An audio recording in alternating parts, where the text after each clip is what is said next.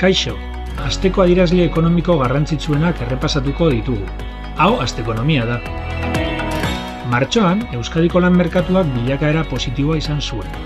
Gizarte segurantzako afiliazioa urtearteko 1,1 hasi zen.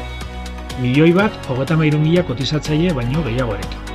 Serie historikoko hilabete guztien artean mailarik altuenetako bat. Gainera, erregistratutako langabezia 1,1 murriztu zen urtearteko tasa.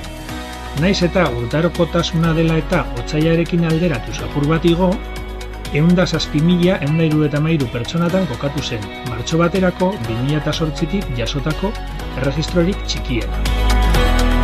Kontratazioak ere dinamismo handia izan zuen, 60.000 kontratu baino gehiago sinatu bait ziren.